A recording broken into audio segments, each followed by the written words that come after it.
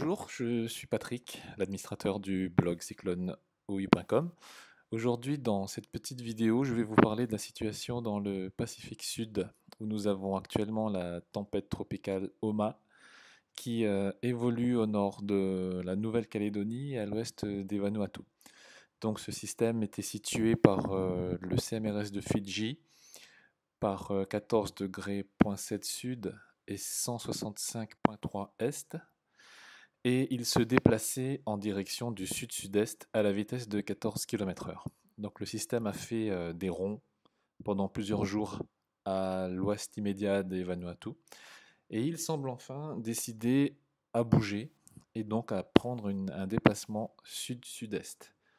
Donc je vous montre l'analyse de Fidji et vous pouvez voir la trajectoire qui est prévue par le CMRS. Donc ici vous pouvez voir qu'il y a une boucle qui a été faite et maintenant un déplacement en direction du sud-sud-est qui semble bien entamé. Par la suite, un recourbement en direction du sud-ouest devrait se mettre en place, et c'est à ce moment-là qu'il va se rapprocher franchement de la Nouvelle-Calédonie. Donc ce recourbement en direction du sud-ouest est la conséquence de la mise en place d'une dorsale subtropicale au sud-est du système.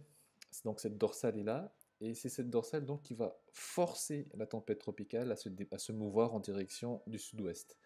Donc cette dorsale est très importante pour la Nouvelle-Calédonie parce que tout dépendra de l'ampleur du recourbement sud-ouest et du timing pour savoir quelle sera la distance de passage au plus près des côtes nord du Caillou.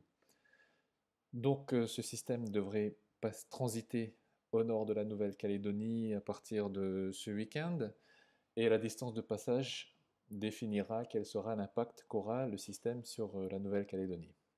Donc pour l'instant, c'est encore assez complexe et très incertain puisque les modèles ont encore un peu de difficulté à initialiser un scénario vraiment fiable.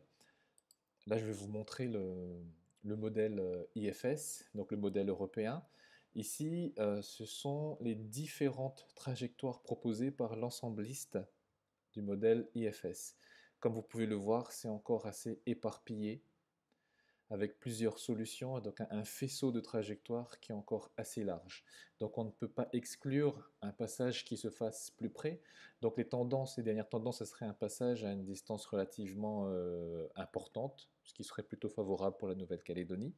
Mais comme vous pouvez le voir, on a plusieurs solutions de trajectoire qui rapprochent encore de la Nouvelle-Calédonie. Ça, c'est pour le modèle IFS. Si par exemple on regarde le modèle UCMO, donc le modèle britannique, on voit que là, le déterministe qui est en vert propose un passage encore plus près de la Nouvelle-Calédonie. Même chose pour le modèle américain GFS, qui lui aussi a un déterministe qui passe très près. Mais vous pouvez le voir, là aussi, on a des solutions de trajectoire qui sont très larges, et donc on ne peut pas dire à l'heure d'aujourd'hui quelle sera véritablement la distance de passage au plus près. Quoi qu'il en soit, ce système est relativement large, et il devrait affecter la Nouvelle-Calédonie de manière indirecte ou directe. Pour l'instant, ça, on ne le sait pas. Mais en tout cas, il y aura une influence sur l'île, au moins en termes de dégradation pluvieuse, mais aussi peut-être une accélération en termes de vent.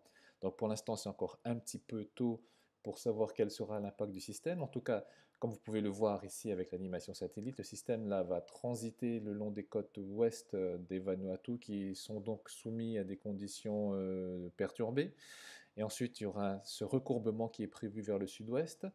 Et donc, est-ce que ce recourbement se fera suffisamment large des côtes nord de la Nouvelle-Calédonie ou proche des côtes nord? Ce sera, on va dire, euh, l'enjeu des prochaines heures.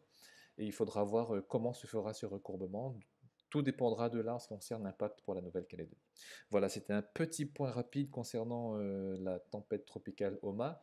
J'essaierai de faire une nouvelle vidéo peut-être demain ou lorsque la situation sera un petit peu mieux initialisée par les modèles de prévision et qu'on aura une trajectoire peut-être un petit peu plus sûre. Voilà, donc merci à vous de m'avoir suivi et donc continuez de me suivre sur ma page Facebook, sur le groupe Infocyclone Pacifique, mais aussi sur le blog Cyclone OI. Voilà, merci à tous et bonne soirée si vous êtes du côté du Pacifique.